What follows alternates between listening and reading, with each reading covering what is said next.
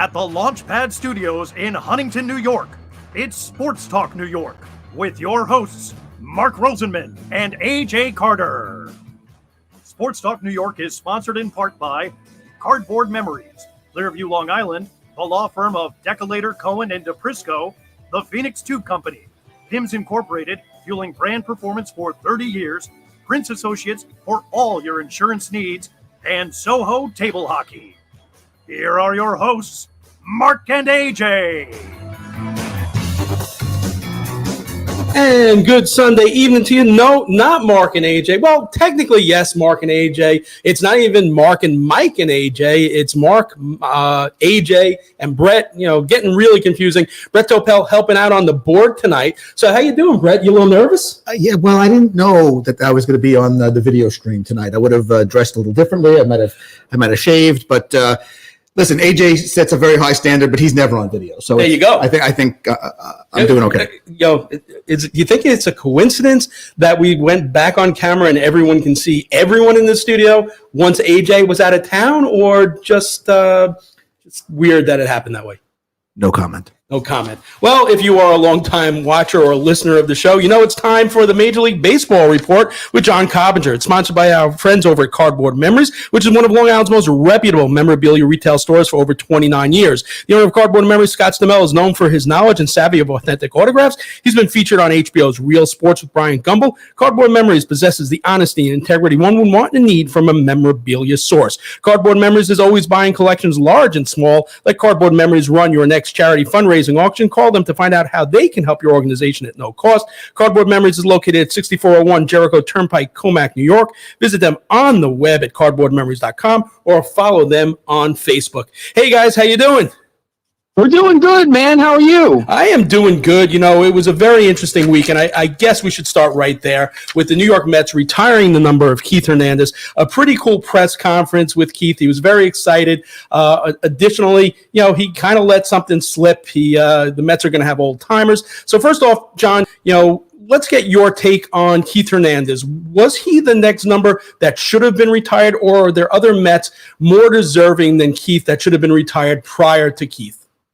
Well, as far as I'm concerned, I've long been an advocate of the next number being retired, being number 8 for Gary Carter, and I say that because his number was taken out of circulation once he got to the Hall of Fame.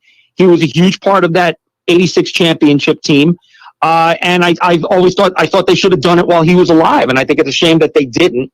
Now, was Keith deserving of being that next number? Absolutely. I think, and I also think Keith got a bump from the 30 for 30 that happened, that everybody said that Keith looked really good after. So I think Keith is an excellent choice. I do think that 8 should also be on the wall. And then we get to an interesting discussion about who else what other numbers do we retire from the '86 team if Keith and Gary Carter's numbers are on the wall.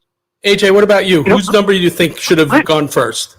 Well, first of all, I'm a little of a curmudgeon on this. I don't. Oh, gee, what a shock! That numbers are retired to the degree that they tend to be these. Not just with the Mets, with all the teams, the Yankees in particular, retiring numbers, and teams in other sports. So I think there should be very few and far between numbers retired. That said, I think because Keith was there before Gary Carter, because I think his contributions can be said were at least as good, if not greater, because he revolutionized the position, because he held the team together. He showed you a different way to play first base, as well as being a great clutch hitter. And you have to add in his contributions, after that. I mean, people think of Met broadcasts now, and Keith is sort of to the Mets what Phil Rizzuto was to the Yankees. So I think he's deserving.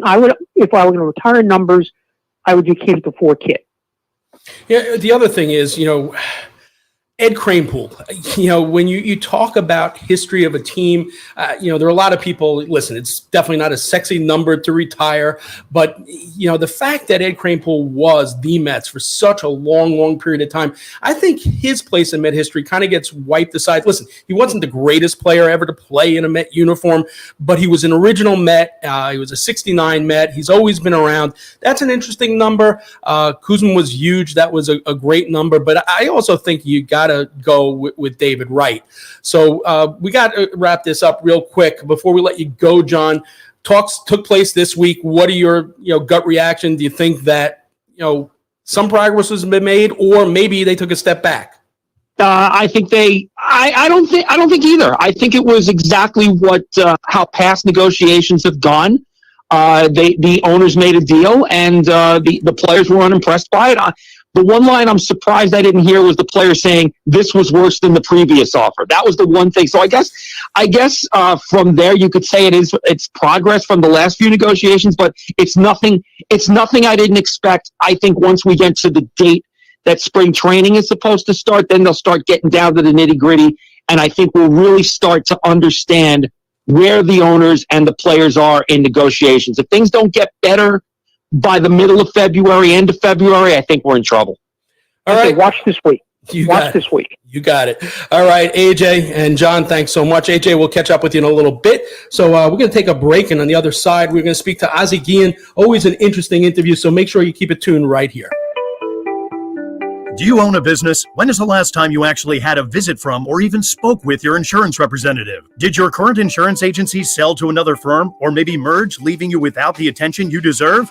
Prince Associates is a provider of commercial insurance nationwide and represents some of the finest insurance carriers in the industry. Prince Associates has been representing commercial clients since 1965, and we continue to grow and offer our personal services in a competitive and ever-changing market.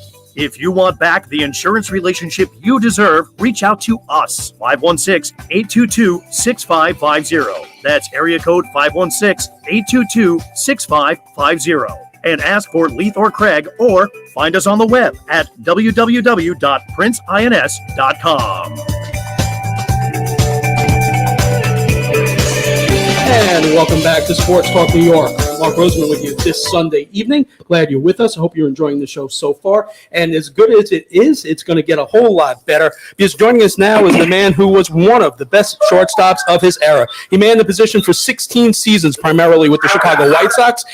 He was an American League Rookie of the Year in 1985, a three-time All-Star Gold Glove, World Series champion. Following his playing career, he coached for the Montreal Expos and the world champion Florida Marlins in 2003.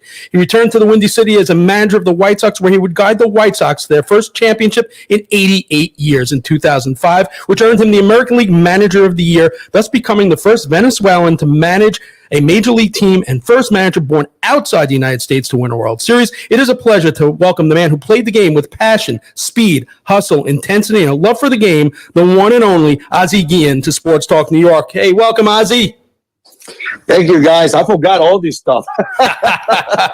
So, it's so interesting because the country of Venezuela has such a rich history with baseball, having produced over 400 major league players. What drew you to the game of baseball, and who was your idol growing up? Well, the guy I admired the most is obviously everybody my age. It was David Concepcion and the Red Machine. We see David Concepcion. I got the opportunity to play for Luis Aparicio, and still friend with Luis Aparicio. I believe he's the best player right now so far. Had been out of my country because it's the only Hall of Fame we have. But David Concepcion for us was the main man. In the 70s, with the Red Machine, did what they did, and the great plays that he played for. And the biggest reason I used number 13, or the only reason I used number 13, it was tribute to David Concepcion. Wow. It's also interesting because the scout that discovered you, although he had somewhat of a checkered career, one thing that can't be denied is that Luis Rosa had an eye for talent. He signed Juan Gonzalez, Roberto Alomar, Sandy Alomar Jr., Carlos Baega, Ivan Calderon, Ivan Rodriguez, Benito Santiago, Wilson Alvarez, and you. What do you think Luis saw in you at such an early age, and what was your reaction when he signed you for the Padres? Well, it's kind of, that guy is a lot of great thing to do with me and my family. Rest in peace. To me, one of the best scouts coming out of Latin America, maybe one of the best scouts in baseball. I remember we played the All-Star game at Toronto, and he got 9 members, 8 or 9 members. Yeah. The guy signed. I got like 5 in the starting lineups. signed by him. That means how great it was. Well, it's funny because back in the days, one scout going down to our country to see 100 players. And nowadays, 100 scouts just go down to see one player. It's how things change. I was in the national team in 1960, supposed to be 1962, I believe. I was the youngest guy on the ball club. I wasn't play every day because I was too young. And on the song, we take an infield. And he saw me taking infield. And for some reason, he liked the way I was having fun, doing my plays. I think just being Ozzie. And and talk to me. And in the meeting, my dad said, I was too young. I don't want to sign. Then my dad said, hey, the only thing you can do, you're not good in the school. I think this is a great opportunity because back then, it was kind of hard to be a pro player. So very, very, very hard. It's not that many scouts going to our country. Not that many great players come out of our countries. And I was lucky. All of a sudden I signed with the San Diego Padres.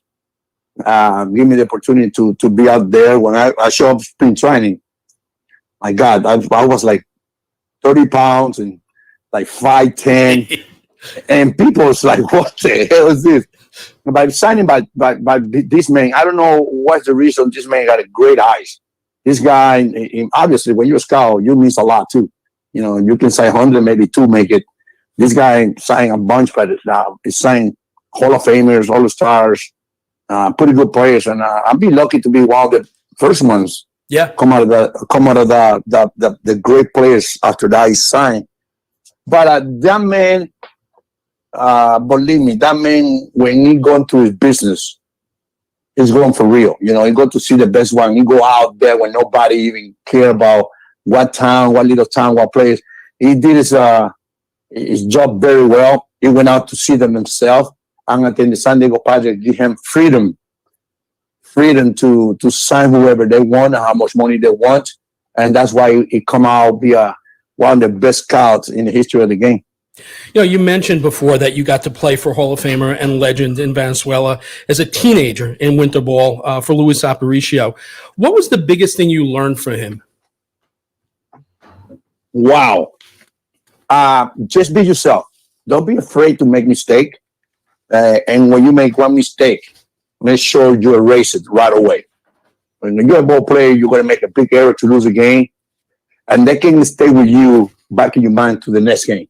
It's over with. The same way you win a game the night before, you got to base in the night to win the game. The next day is a different day. And I think Aparicio, I remember Aparicio say, one thing after that, I hear that from Roberto Clemente. So every time you take the field, somebody out there, he will be watching you. He can be the team you play against them, a fan, a beer bender. Somebody out there be watching you. Make sure when they go home, they are very pleased and satisfied how you play the game. And that's why it stick up my mind. Every time people paying to see our ball club playing. And I think people was pushing. I was the type of guy hitting 300 with 50 home runs, 140 RBI. But when those guys left the ballpark, the first thing they come out and say, man, you see that guy, the little Ozzie playing shortstop, and you see the way he play. He play with enthusiasm. He play hard. He have fun playing. And one thing about it, just a lot of people ask me why I have so much fun playing. I say, well, if you come where I come from, and God gives you the opportunity to come to this country, play the baseball in Major League, you have to feel the same way I did. I was lucky. I was getting paid to play something I would play for free since I was a kid. Making money at that, making career at that is something not too many people that had the opportunity, and I did, and that's why I never regret any second on the field because I enjoyed it. I know I was the best player on the field, but I was the one who had more fun than anybody in my era. I don't think in my era nobody had more fun than me with the uniform on. You make your way up the Padres minor league system, and your manager in Reno was a man named Jack Maloff, and he singled you and Kevin McReynolds out as can't-miss prospects back then. It's also interesting because you mentioned that your idol was Dave Concepcion, and Jack had ties to the Reds organization as well. I'm just wondering which manager or coach or player had the greatest impact on you coming up in the minors, through the minors, to get you set for the major leagues? Oh, well, it's a player. It's John Kruk. We played together in the minor league. All my minor league career as a guy, put me him under his wing. I learned great stuff by him. I learned bad stuff. But I don't want to say bad. I say, it's having fun and go out there and drinking and eating. But he's a guy always protect me, John Kruk. Always, me and my wife. And the guy helped me a lot in the minor league. He had to be Jack Malouf. Or he was my manager in my first 3 years in my career in the minor league. And he's the guy put up with a lot of crazy stuff. Teach me, I hate him because he take me every day to early workout. And I said, why this guy every day? I got an early workout. But now as coaching and manager, I said, I wonder why. I was the best. I was the best prospect. And you got to teach me every day how to play the game. I think Jack Malouf is the one really. I had to thank him a lot to be what I was when I make it to the big league. It's also interesting because we mentioned the scout that discovered you, but the guy who really was instrumental in getting you to the Chicago White Sox is someone that's probably known a little more for his time with the Bulls. But Jerry Krause watched you play for 17 consecutive games. He traveled to 4 different ballparks and saw you as the Chicago White Sox shortstop of the future. How much were you surprised by the trade? And did you know that it was Jerry Krause who was insistent upon you being part of the deal? Well, after that, we come up a very good friend, Jerry and myself. I do you know what surprised me? When I saw Jerry Krause, the GM of the Bulls, I turned around like, did Jerry know anything about basketball? Because I think Jerry was a baseball man, 100%. And no, I remember making they asked about me. I said, this man, the only thing I know about us, how to win games. And that little shit he can play. It's a code. He's put up in the paper, like, don't ask me about it, what we see him, what we like him, what we don't. But every time he put his uniform, he's ready to compete and always got to do something to try to win the game. And that's why he's opening his eyes a little bit more because he saw me for like almost 3 to 4 months. I remember after that little while, the Dodgers was after me, and I think they like Mariano Duncan better. And when we go to make the trade to the White Sox, I didn't know where the White Sox was. I don't have any idea. I remember, obviously, when I turn around, when they make the trade, I look at the roster. I see Carlton Fisk, I see Tom Seaver, Harold Baines, Floyd Banter, all those guys. I'm like, oh my God, I got to be a teammate with these people. Scott Fletcher, Luis Salazar, Tony La Russa going to be my manager, Jim Leland going to be my third base coach, Eddie Brinkman, one of the guys helped me a lot in the big league, former shortstop, rest in peace. I'm gonna say, my God, I gotta take the best out of these guys every day. I gotta be a pro. I gotta play hard. I cannot let anybody down. And Tony protects me like wow. He just give me the confidence. Talk to me every day. Jim Leland, grab me out there his win. Work with him every day. Joe Nasick. I was lucky. I always say I was a lucky kid to grow up with real baseball people, and that teach me a lot. You mentioned a lot of good players there. You played on some good White Sox teams. Maybe the best was the 93 team. Had such a great mix of youth and veterans. Jason Barry, Wilson Alvarez, Roberto Hernandez, Alex Fernandez, Robin Yount, you, Pudge, Bo Jackson, Frank Thomas, my good friend One Dog himself, Lance Johnson. What are some of your memories of that season? As it was a pretty magical season and such a great mix on that team. And the best thing about that ball club? Great guys. Great guys. And you mentioned one of the guys I just talked about, with the White Sox people around. Said, one of the guys, very underrated, play for the White Sox every day. It was Lance Johnson. To me, one of the best players we have. There's no doubt about it. One dog show every day, play well, play hard, make things happen. And we never mentioned, I was talking a couple of days ago about him. I said, it's a shame the White Sox don't talk about him the way they should. They talk about Robin, myself, Frank, Roberto Hernandez, Poch. But I think one of the biggest key for the White Sox have success, beginning to have success in the 90s. I think Lance Johnson is the one coming right to my mind. And that team, it's a team that is going to play.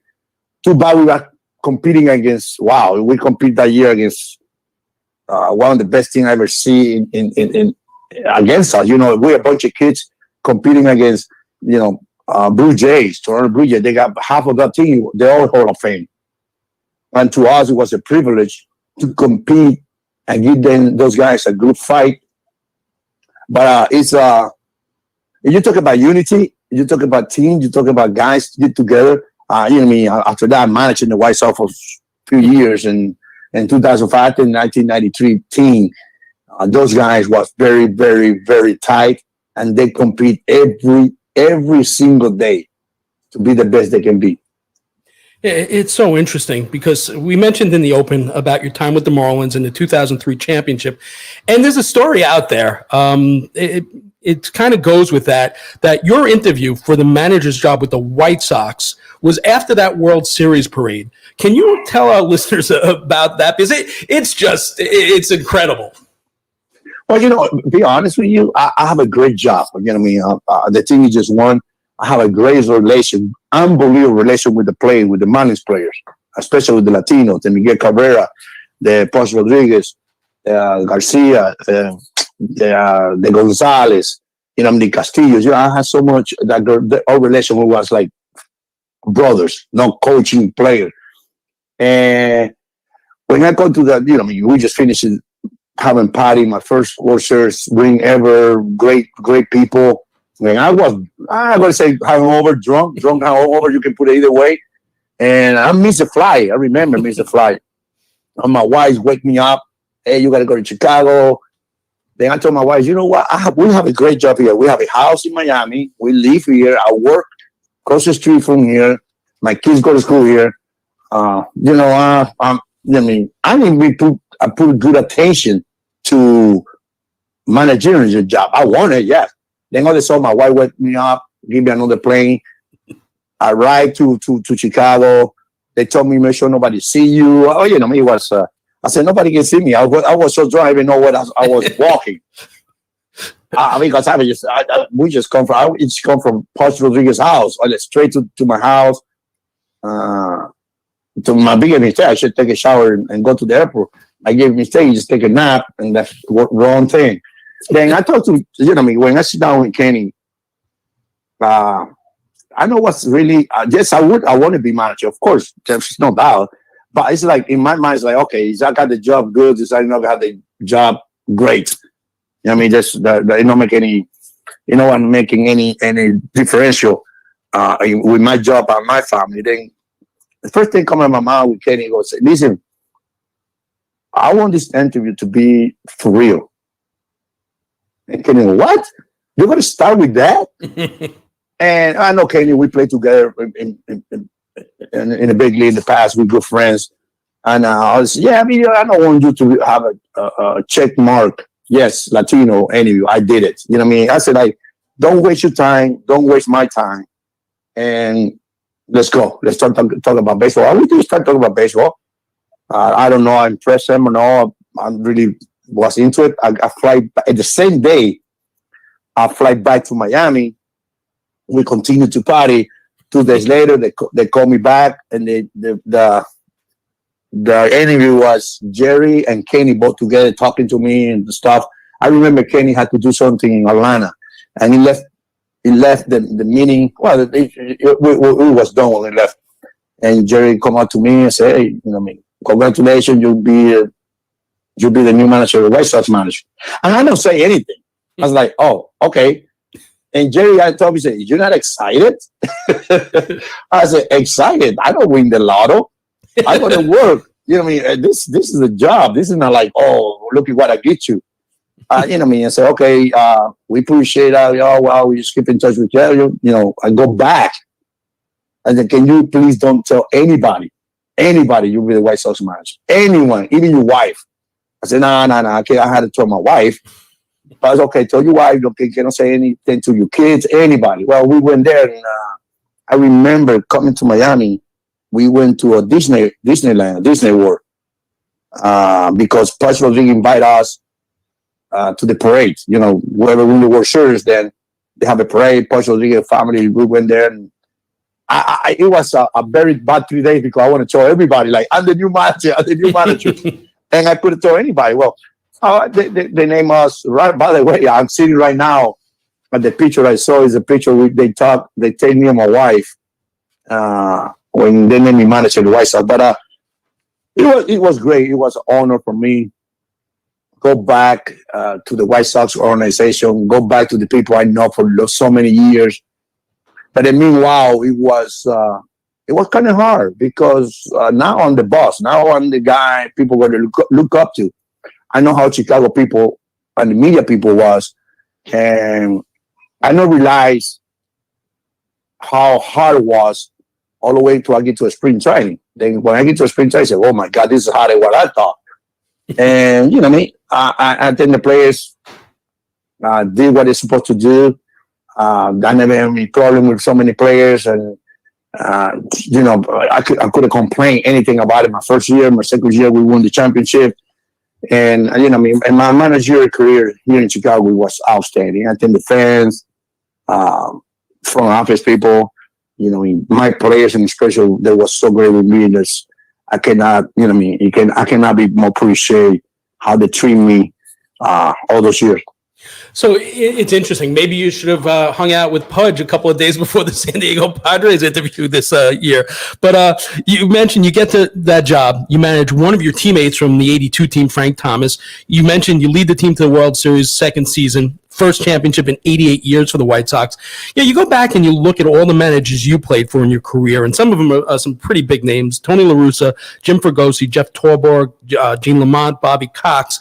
Which one of those managers was the manager that you heard most in your head when you became a manager?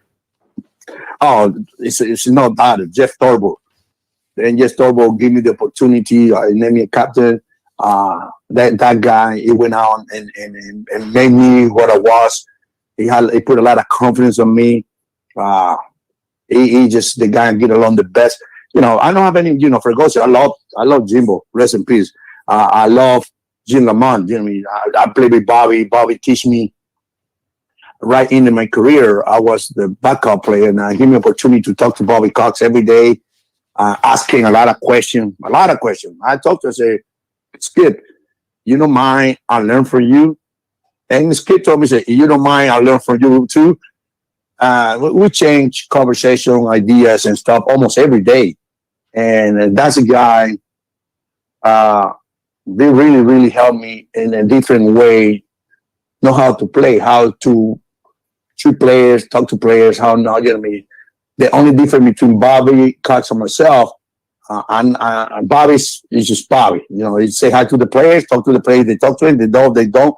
I'm opposite. I talk to the players constantly, every day, all day, play with them, have fun and stuff. But and I remember when I win Manager of the Year for the American League, the Manager of the Year National League was Bobby Cox.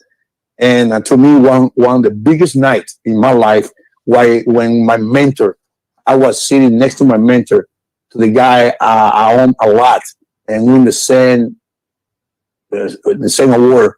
That was a lot to me, and I know it was a lot to him because that's the first time he ever managed anyone and got the Manager of the Year award with him, and that was a great night.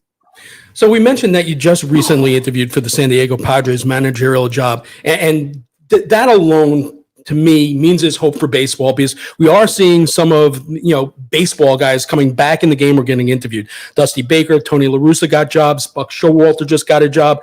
But it's interesting because, you last managed in 2012. What are some of the things that managers have as tools today from the analytics side that you think may or may not make you a better manager today than you were 10 years ago? Oh, of course, I have to be better manager. But you're not better manager unless you have the players. You're not winning the Kentucky Derby with donkeys. No, you don't. But I know because I've been working on TV for 19 years, see everybody's strategy, everybody thought, how they build organization, how they think they good organization or they not.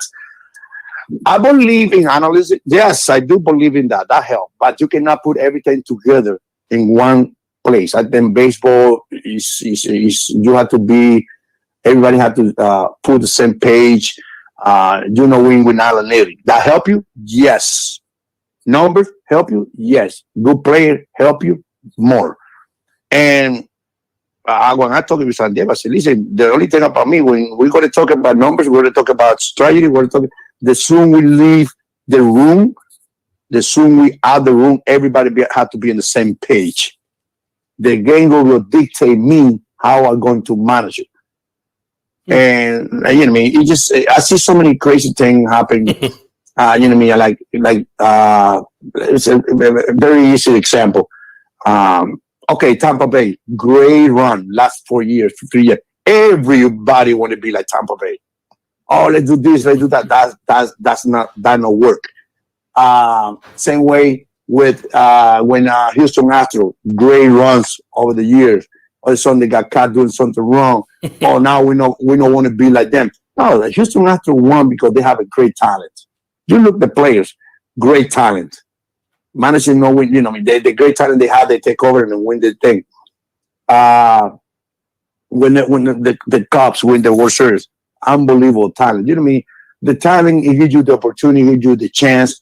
Obviously, numbers will win. Numbers will help you. Yes, it will help a lot. But numbers, they're not going to see you players eyes to eyes. Who's the player produce when they need to? Where's the player got scared or got the big hits? All these little things, managing have to know about it. I always say, listen, I'm not. People think I'm against numbers or against analytics and against all this. I don't.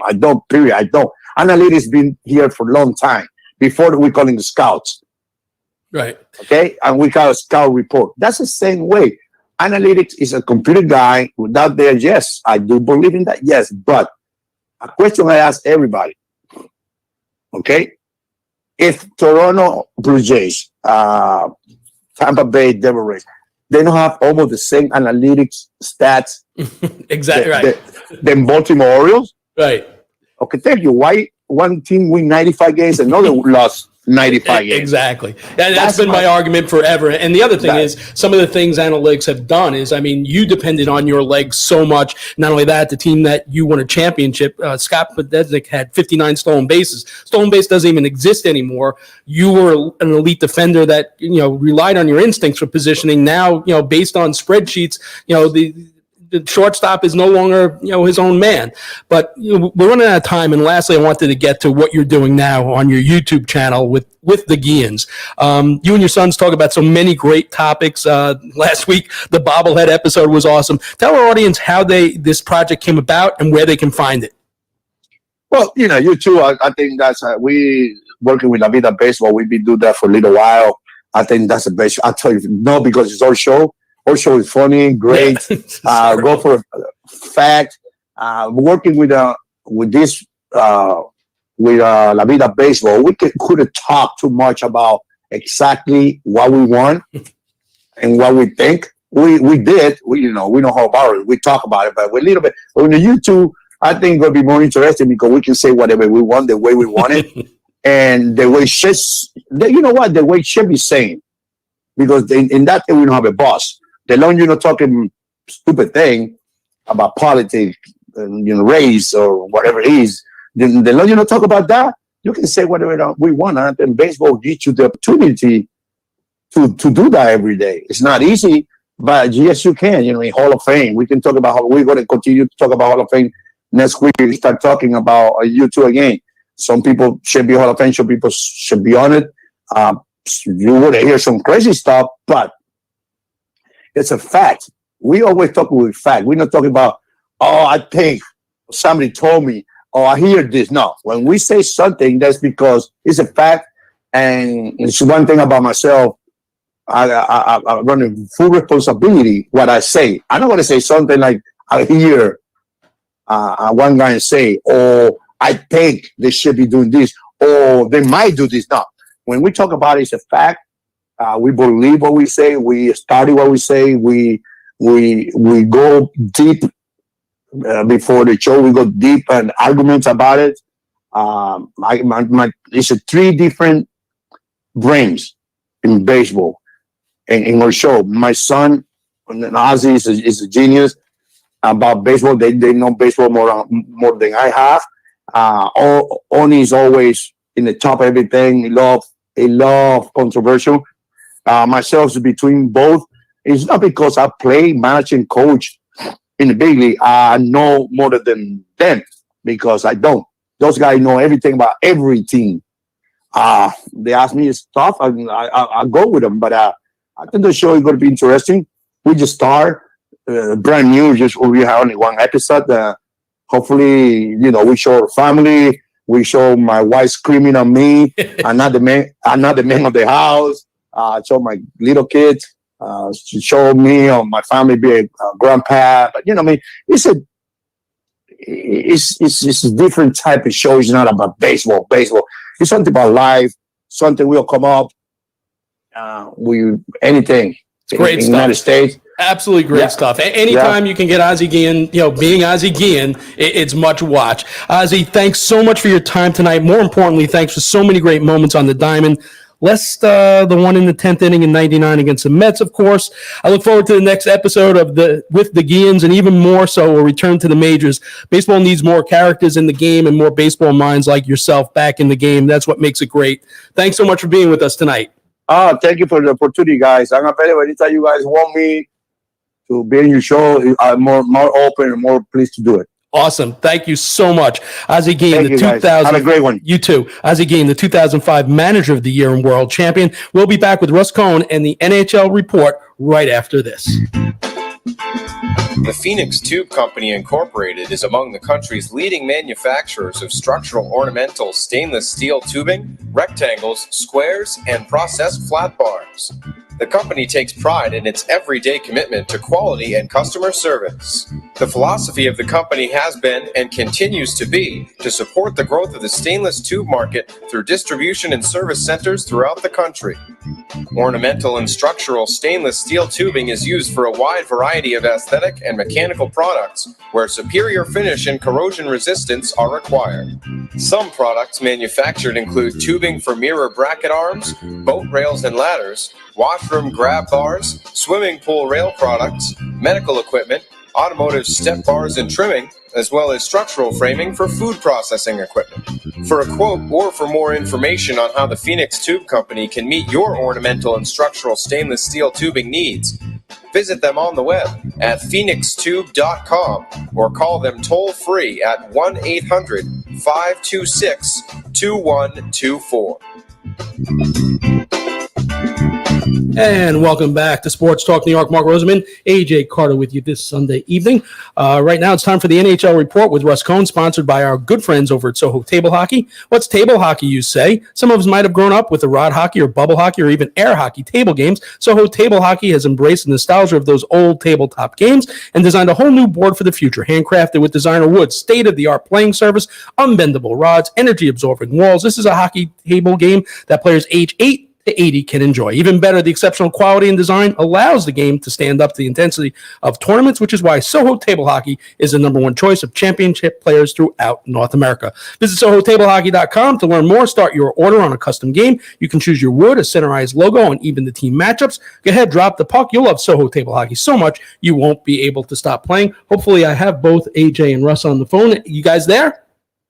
I am. All right, good. All right, so you know what? In setting up your teams, you might want to get an Olympic team, an Olympic set, Canadian and U.S. So, Russ, the selections were made. Some interesting things for me on the Canadian side, a lot of ex-NHLers, two ex-NHLers, one ex-Ranger on the USA team, Stephen Kampner.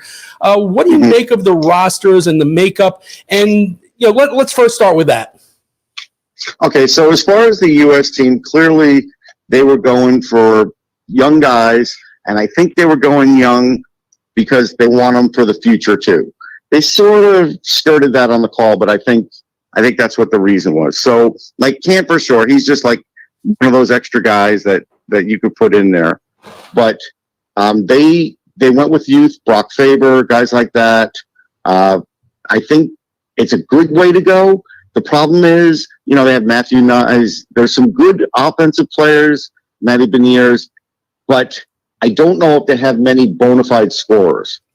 And I think that could be a problem. Their goaltending is decent. Drew Comesso's good. I like him. He's not Mike Richter. Strauss-Mann, he was with Michigan. He was very good, and then went to the SHL because no one signed him. So, and he's a little bit older. So that could be an adept move for the Olympics. So for the U.S. side, that's what I'm looking at. For the Canadian side, I didn't get to see the full list. I'm trying to pull it up now. I know that Owen Power is going to be on there, and Owen Power is just a tremendous player. Like he'll be their best defenseman. Kent Johnson, another young guy from Michigan, a center, just tremendous hands and great skill set, really super smart. As far as everything else for Canada, you're going to have to read me names because I haven't seen the roster. Russ, you said something that sort of struck me as interesting. You said the U.S. picked their team for the future.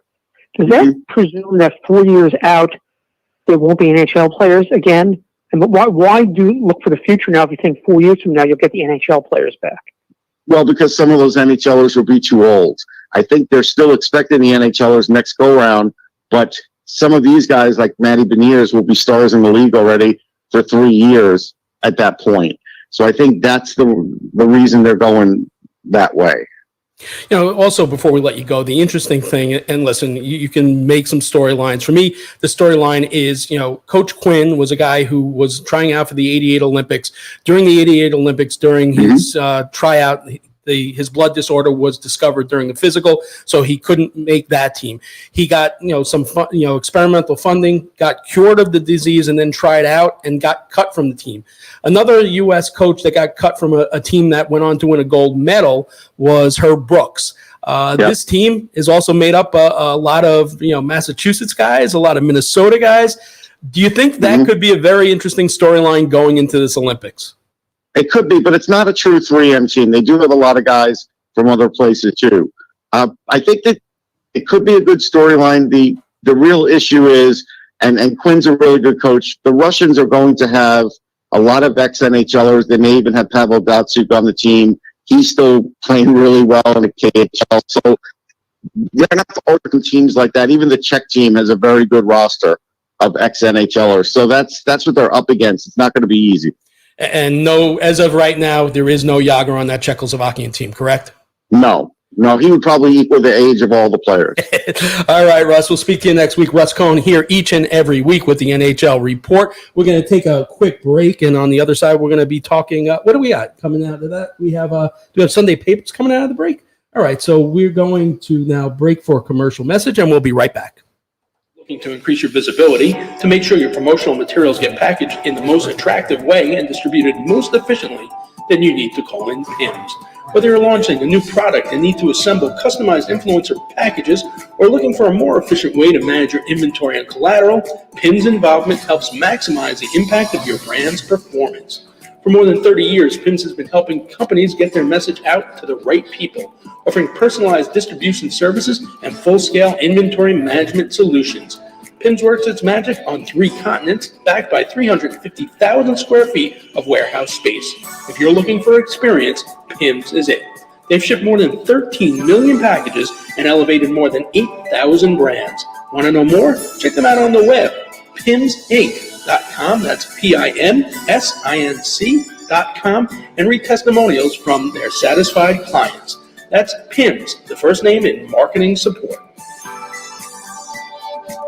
Decolator Cohen & DePrisco, LLP, is pleased to introduce their website, policeofficersrighttosue.com, as an educational and informative site designed to instruct members of the law enforcement community of their civil rights in line-of-duty accidents. Many law enforcement members are not aware of their rights to sue and fail to bring lawsuits within a specific time frame, thereby forfeiting their ability to seek rightful compensation against those parties that cause officers to be injured. PoliceofficersRightToSue.com provides successful past results of line-of-duty lawsuits. These examples range from officers being provided with inadequate equipment, RMP accidents, slip and falls, and station house mishaps. If any law enforcement member has a question regarding a potential lawsuit, they can contact DCD at policeofficersrighttosue.com or at 1-800-901-1LAW. That's policeofficersrighttosue.com or 1-800-901-1LAW.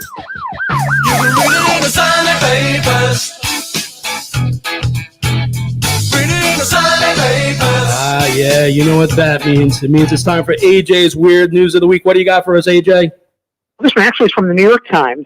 People plan trips based on sports. You do, all major league ballparks a trip. You go to Greece to see where the Olympics began. If you're a basketball fan, you have to go to Porretta Terme, Italy, where they have the Madonna of the Bridge, a shrine to basketball, that the Italian Bishops' Conference gave its approval for this to be the officially recognized. She's the patron saint of Italian basketball. Now, Porretta is an interesting place. For 30 years, it's had the Porretta Soul Festival, where the stone walls are brightened with murals of Sam Cooke, Otis Redding, Booker T and the MGs, other stars. But now people go there, they pray, they bring jerseys to have people healed, basketball players healed. The Nets might want to send Kevin Durant there. But if you're looking for a place to go, it's really an interesting story about what they have there and the shrine, and people go and pray to the patron saint of basketball in Italy. Well, a different patron saint of basketball. It's Chaim Tauber. He's heard here each and every week with the NBA report. A couple of things. Let's start off right off the bat. New York Knicks make a trade. Very interesting. It's R.J. Barrett's teammate. And also, interestingly enough, I think R.J. Barrett, obviously he's going to get another contract with the Knicks, but I think he might be the first, draftee from the New York Knicks that got a second-year contract since I don't even know when. That's something, saying something as well. So maybe, they want to build around the chemistry. What do you make of the trade? Yeah, I mean, the general consensus is that this trade was a fleecing on the Knicks' part. The Hawks have a whole bunch of contracts. They are overloaded with wings between Herter and DeAndre Hunter, Trae Young, obviously, at the guard position, Gallinari and Cam Reddish. And Cam Reddish actually requested a trade in the offseason. He wanted to get his minutes. He wanted the opportunity to play a little bit more. And the Knicks took advantage. They have the first-round draft. They had the draft capital to burn. They were able to pick up a starting caliber wing for a team that's always looking. I mean, the depth has been, I guess, the major plus for the Knicks. So they added a little more depth. They added a starting caliber piece for what amounts to Charlotte's first-round pick and not much else. Kevin Knox wasn't playing. And it also gives them a little more flexibility in terms of talent and movable talents if they were looking to make another move, which many people do think they are. This is just the first of many dominoes expected to fall. Now, if there becomes a superstar who's unhappy with their current situation, then yeah, there are some more pieces that are now available to move. R.J. Barrett is definitely, last year was Julius Randle. This year is unquestionably the R.J. Barrett story for the Knicks. And get him a little more comfort, a little more familiarity, let him feel like this is his franchise, and give him the keys isn't a bad move at all. We'll see what they actually make with the added talent and, I guess, added youth. So interestingly enough, I made that comment and I just looked it up, and this is just a sign of the ineptitude of the New York Knicks. The last rookie to get a second-year contract with the team for the New York Knicks was Charlie Ward back in 1994. So that tells you something. Unbelievable. Let's talk about this for 1 second, though. The one thing that concerns me about this, obviously, if it turns out to be the great player people thought he would be out of high school and out of college, it's great with a little disappointment in Atlanta. But who's the odd man out now? Who's going to lose minutes? You don't want to take minutes away from Obi Toppin. You don't want to take minutes away, obviously, from Barrett. Evan Fournier's been playing well, scoring goals. Whose minutes does he take? Well, right now there's a logjam of sorts. There are minutes kind of available because Derrick Rose is out. Because you have Kemba Walker out, you have Alec Burks kind of thrust into the starting lineup, and those are minutes that we could probably be competing with Cam Reddish for. I have a feeling a lot of Alec Burks minutes will be there. That being said, if the Knicks aren't where they want to be, if there's a playoff contender that's looking to add a piece, Derrick Rose suddenly becomes very attractive, as does his minutes kind of open up. Alec Burks is a considerable piece to add to a serious title contender. Should that open up the Knicks not turn things around, at least not the way they want to. So again, I don't think this is a finished product. I don't think you could put a grade on it because I don't think we have the entire equation yet. But as of right now, the injuries kind of allow for those minutes. Moving forwards, I think it's probably going to dip probably a little bit more into the guards minutes. The Emmanuel Quickleys, the Derrick Roses, the Alec Burkses, more so than Obi Toppin. Awesome. All right, Kayam Talbert heard here each and every week with the NBA report. The Knicks are a story this year. The Nets, this is a big injury that they have. But basketball has been interesting here in the New York area for sure. It's something that, I have not been a big fan of the Knicks for so many years, but the last 2 years, at least they're watchable. Just also want to give you a couple of quick programming notes. So basically, if you're watching us on YouTube and you're by your computer, you can watch us each and every week here on YouTube or on Facebook, but you can also listen to us a number of ways. The way you would listen to us is either on the 365 Sportscast Network, which can be at found at 365sportscast.com, or you can download the 365 Sportscast app for your iPhone or your Android app. And then you can also enable the 365 Sportscast skill on Alexa or any smart speaker and simply say, Alexa, play 365 Sports or Google or any of those. And we will stream over your Sonos system, over your smart speaker. So there's really no excuse not to be able to listen to us. Obviously, each and every week we do have one main guest, and that main guest's podcast can be found on sportstalknylive.com. Right now, however, it's time for the Capco NFL report with Jay Retcher. Even though it's winter, spring will be here before you know it. Hard to say that when it's like 10 degrees outside, but it is now the time to get your windows and doors ready to let the fresh air in, the bugs out with a Clearview retractable screen. The Clearview retractable screen comes standard with a lifetime warranty and the patented speed reducer, so it will not snap back. You get the luxury of a screen door and a sleek, low-profile design without the hassle of a bulky storm door or sliding screen door. Call 631-440-1100 for a free estimate. That's 631-440-1100, or visit them on the web at clearviewlongisland.com. All right, so Jay, it's very interesting. I'm watching this, super wild card weekend, and in my mind, I'm saying, okay, we've all these sports are adding playoff rounds, and the one sport, believe it or not, where the drama is almost nil, on any given Sunday. But you look at these games so far, and there was not one compelling game played yet. And, I kind of look at the starting quarterback as one pitcher in a rotation of four when you get to baseball. So, you get through that one dominant pitcher, you still have a shot. Hockey, you get that goaltender, but things happen. Make a case to why we should be watching. I did not enjoy any of these games. Am I in the minority here? No, I think it's obviously something that you won't know until after the fact. But, we figured going into the game, because of how the season was, it was like, man, we saw so many upsets. You leave work on Friday and you say, no way the Texans beat the Titans. That's exactly what they do. And, sometimes it's just what you're going to have. That's the kind of the disadvantage, unfortunately, of a sport where you only have to beat a team one time. You're usually not going to get four terrible games in a best of seven. So, unfortunately, that's just what we got right now.